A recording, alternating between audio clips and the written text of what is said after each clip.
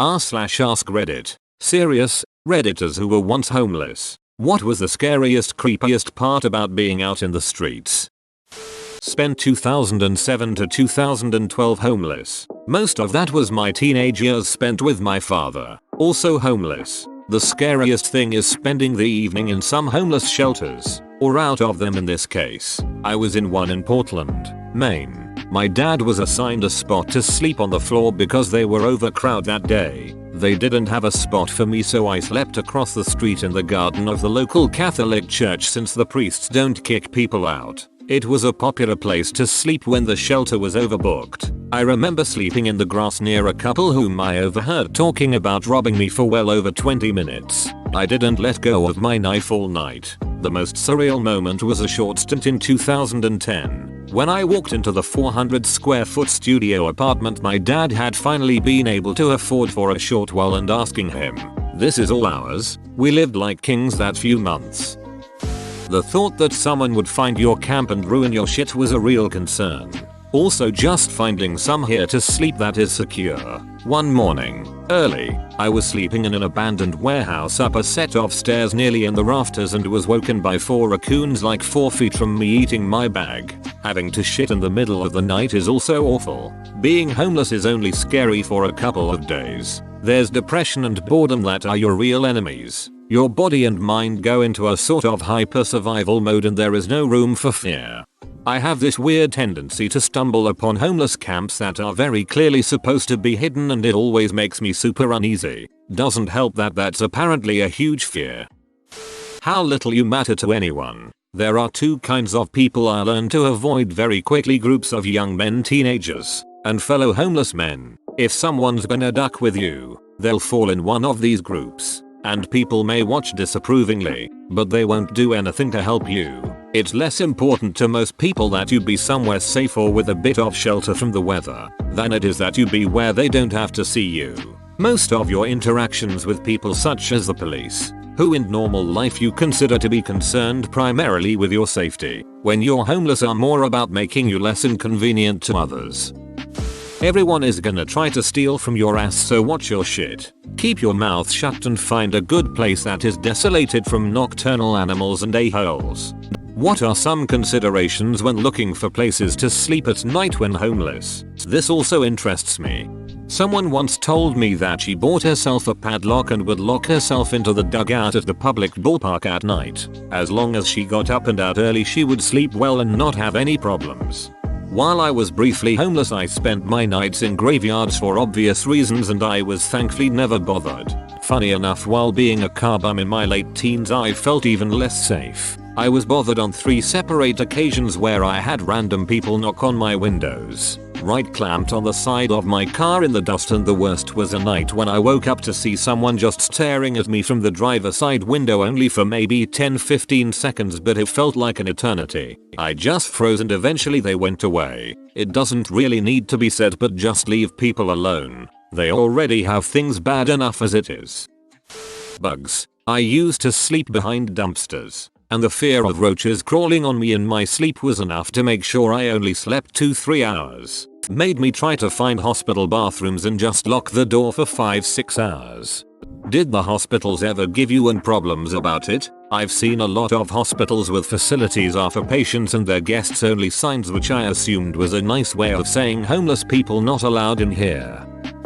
The hopelessness and pressure of knowing the longer you spend homeless, the harder it is to get out of it. At least that's what I got from the people I talked to. I was homeless for a summer, but really I was just a kid having an adventure and I didn't feel good at home. Talking to people whose parents were homeless and had no life skills, or those with addiction who had no support to help them kick it and get back on track, or people who no longer knew how to even begin to find a job scared the shit out of me. I realized that a couple years of that and you would have to work super ducking hard to get out of it. I was never a super ducking hard worker. I moved out at 15 and lived near Muskegon, Michigan. Tried to avoid it, but that's where possible jobs and rides were, so I went there to better myself. Was homeless for about a year and just couch surfed. Stayed with random people or just slept in abandoned buildings or parks. Scariest part was knowing that once the sun started going down, I had to lay low and find a place to crash for the night. Walking the streets of Muskegon after dark is ducking awful, especially when you're young. People tried to rob me, take advantage of me, sell me drugs, which I took, then follow my whereabouts, chase me just for fun. It was awful. I wouldn't even have anything on me except my clothes and someone would come up with a gun or knife and tell me to give them everything I had. One time when I couldn't give a guy anything, he beat the shit out of me just for fun and cut my arm up bad. Worst time of my life. Muskegon. Yeah, which, I hope you're in a better place now. I know some of the homeless around GR hung out at the mire I worked at and just laid low for the night. Night management usually had a heart and wouldn't say anything unless they got customer complaints. I never said a word when they'd come by the spray deodorants in my department to try and hide their smell the following morning. Shit's rough.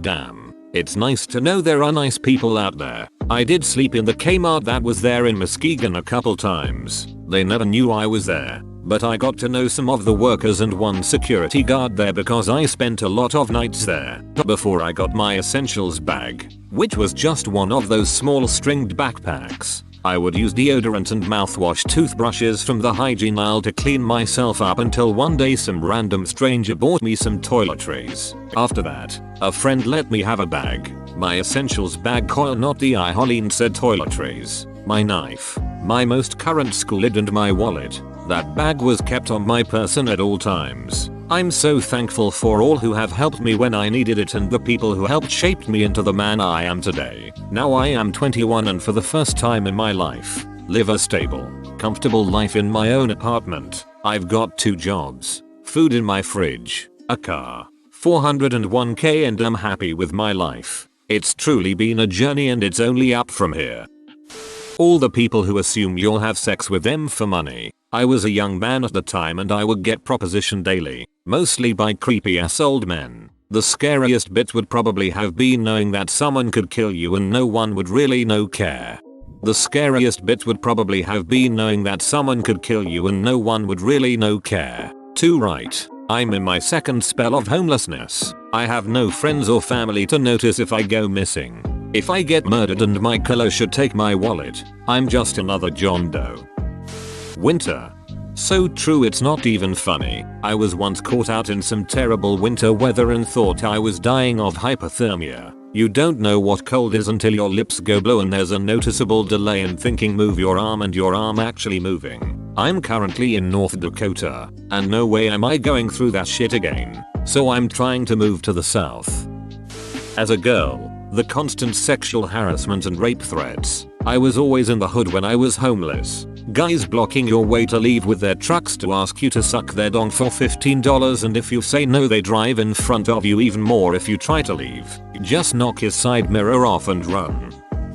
A little while ago I was mere not the hilarious in a bout of substance abuse and I ended up on the streets of Brooklyn. The scariest thing to me was how quickly I lost hope and how quickly I became invisible. Suddenly I could easily see how a perfectly normal person could make one wrong move in life and end up homeless for years if not decades. Luckily for me I caught a break. Ended up in a psych ward after a short time homeless and had a few coil not the holics to get me home to New England. Edit. I just remembered this episode and looking back it was kind of a poignant moment. Dead of night, maybe 2 AM on the A train where I shared a car with 6 homeless guys all passed out drunk or high. The smell of shit. Everything you could imagine that car to be like, and what dawned on me was one of the most glaringly obvious lessons life has ever presented me with. As I realized it wasn't 6 homeless guys and me, it was just 7 homeless guys.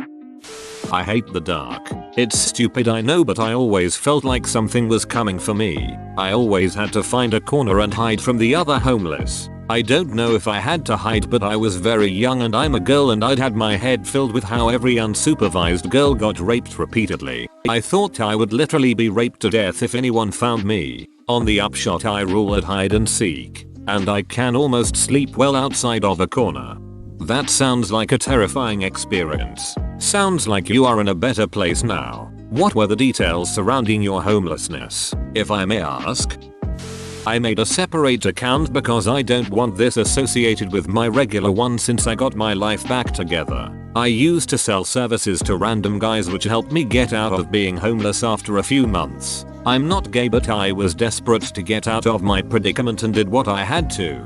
I'm a pretty feminine looking man when I had long hair and that attracted a lot of old men. Lonely men. Just randoms. Never really had problems with other homeless people because I stayed in a local city shelter at night and had to leave during daytime. Hanging around convenience stores and parking lots where they have game rooms, slot machine rooms, is where I got most of my clients. Most of them were chill. Get what they want and leave. Some were crazy. One guy in particular wanted me to stay at his place overnight and spend the next day with him for a $1,000. I decided cool and we went to his house. The guy had what I can describe as like a torture sex dungeon in his garage. He had some type of black filament with egg cartons all over the walls and BDSM type stuff laying around. I decided it wasn't a good idea and said I changed my mind but he wouldn't let me leave. We were yelling back and forth and he punched me in the collarbone. It didn't hurt probably because of adrenaline. I used to do Kyokushin karate as a teenager so after he hit me, I kicked him as hard as I could in the balls and kneed him in the temple and ran out the house. I ran from block to block hiding because I was afraid he would try to kidnap me or call the cops. I never saw the guy again even after going back to the spots I always hang out at. I eventually made enough money to get an apartment and eventually a logistics job for a supply chain. Homeless whilst addicted to amphetamines in the 90s. My mum had to lock me out the house as I was stealing anything and everything. I was a complete dunt. Anyway, I ended up sleeping in abandoned buildings, bus stops and drug dealing shitholes. I saw some shit I don't ever want to see again. Junkies injecting into their neck. People just in the lowest possible conditions of humanity. It was truly hellish. Was once in this drug house and a guy burst in with a stun gun shouting he wanted anyone's money and drugs as he was going to be sent to prison once the police caught him so he had nothing to lose. The saddest thing was this. The guy who sold the drugs in that house. It was his home. He lived there 24/7. It was bare floors, bare walls, no cooker, no fridge, no electricity or water. It was living in third world conditions. I once witnessed his ex-girlfriend come and drop his kid off with him. As she sat in the lounge waiting for him, he was injecting speed in another room. I think in that period I saw some truly depraved and degenerate things. Been a lot more cynical about people since then. My family was homeless for about 3 months when I was 14, so I only have a kid's perspective. Long story short, my crackhead sister fooled my parents into moving into her crack hut with her and her family and things just plummeted immediately from there. My sister somehow managed to get access to my parents' bank account and drained their checking and savings account. My parents had absolutely no money. Shit went down and my sister and her husband kicked us out of the house. My parents weren't on the lease so we had to leave. Hardly any money. We didn't know anyone else. So we went to a motel and that was where we were for 3 months. It's not necessarily on the streets, but there's still that sense of unknown and fear you won't get out of your current situation.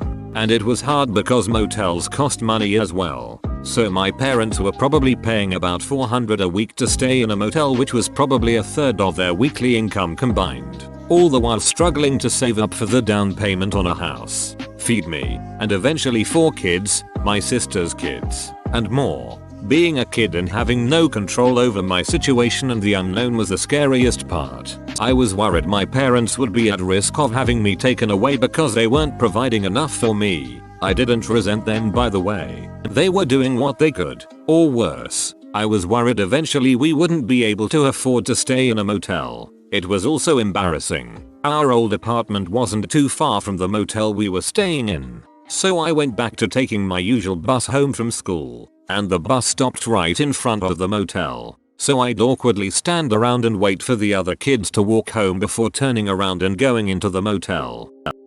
Whoa, you made it to the end? You're a ducking mad lad. I'll cut you a deal. Smash like and subscribe for more curated content. It's free and that's a great price.